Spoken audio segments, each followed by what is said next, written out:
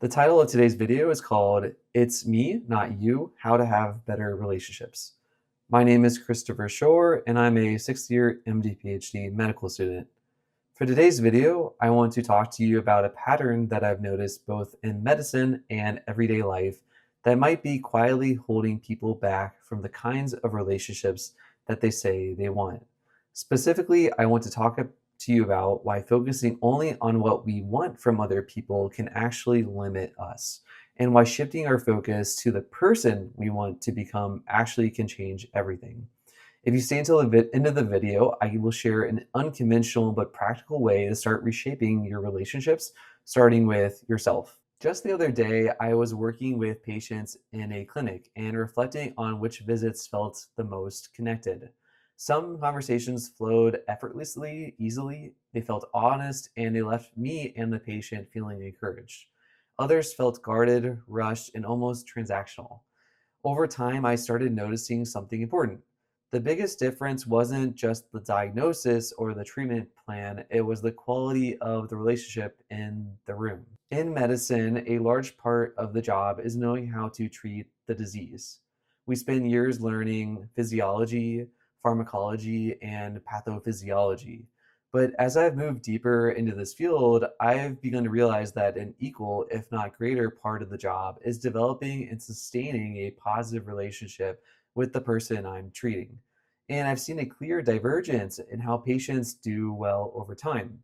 Patients with a strong support system and a sense of connection often cope better, adhere better, and recover better than those who feel alone or feel unsupported. This isn't just my impression, even that this isn't just my impression either. Studies across different conditions show that social and emotional support can protect psychological health and even physical health, reducing anxiety, depression, and stress, and improving overall quality of life.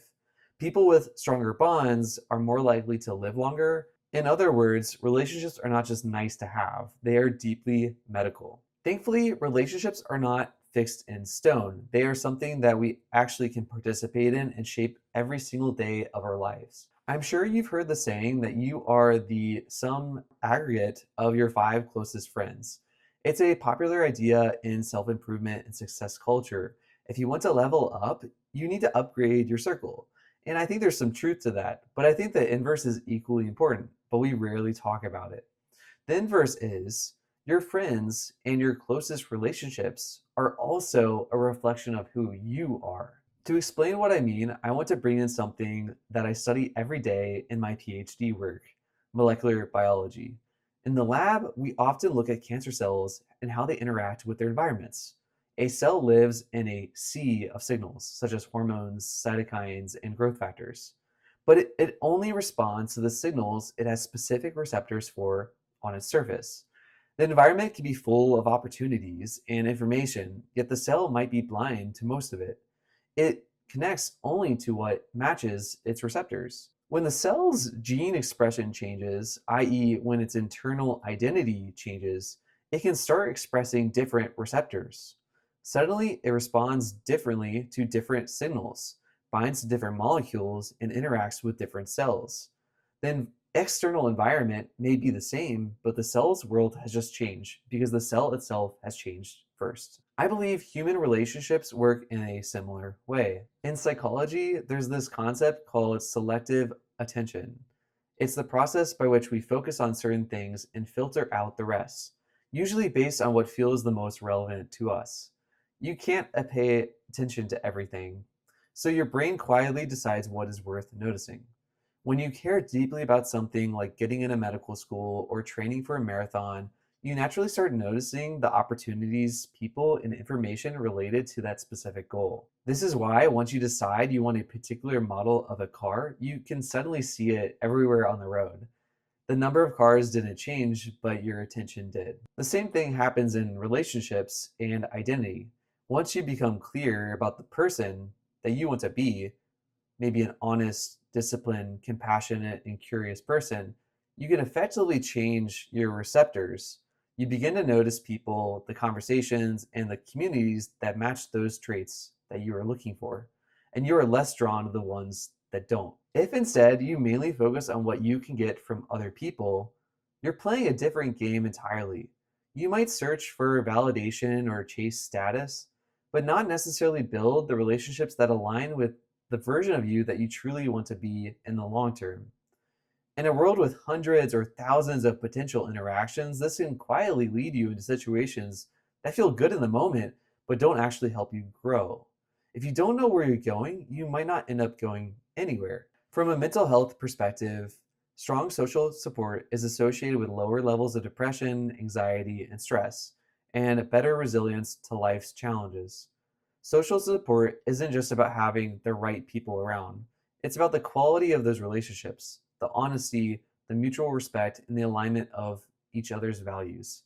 Those qualities are deeply influenced by who you are and how you show up. So here's the core idea I want to offer you.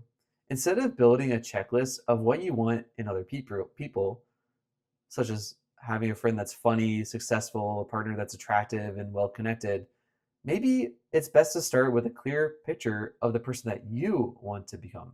You might ask yourself questions like these. What kind of friend do I want to be? What kind of partner do I want to be? What kind of work colleague or classmate do I want to be? When you answer these questions honestly, you begin to see the steps in front of you a bit differently.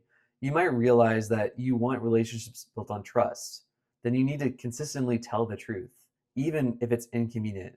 If you want relationships built on growth, you need to live in a life where growth is real and visible. Maybe that's showing up to the gym, reading or learning, and taking responsibility instead of just blaming others. In practice, this shift can be surprisingly simple. Instead of asking, why don't I have the right friends? You might ask, what would the ideal version of myself allow me to have the friends that I want to be around? And am I becoming that person? Instead of asking, why can't I find the right partner? You might ask, would the kind of person I admire want to build a life with the way that I'm living right now? When you focus on becoming, the world starts to look different. You notice more sincere people. You feel less pressure to impress. You ask better questions in conversations, and slowly, your relationships begin to reflect that. From the perspective of health, this actually matters. High quality relationships help us manage stress, make better decisions, and maintain healthy habits like exercising regularly and eating well. Building those relationships is not just about searching harder, it's about living in a way that makes those relationships possible. So, the question I started out with, why should we focus on the person that you want to become and not just about what we want from other people? The reasoning here is there are countless other people, but there's only one of you. Over a lifetime, you will move through hundreds or thousands of relationships. If you navigate them with a purely consumer mindset, what can I get from this person? You might actually build a life full of short term exchanges and long term emptiness. If instead you build your life around the truth of who you want to be, your relationships can become an extension of that truth. I believe that when we live through truth, when we're honest about our values, our flaws, and our aspirations, the right people start to recognize us. They see something familiar in the way that we carry ourselves. With that, I'd love to hear your thoughts. Please let me know down in the comments below, and I greatly appreciate your support on this video and for sharing this content with others that might benefit. And I will see you in the next video.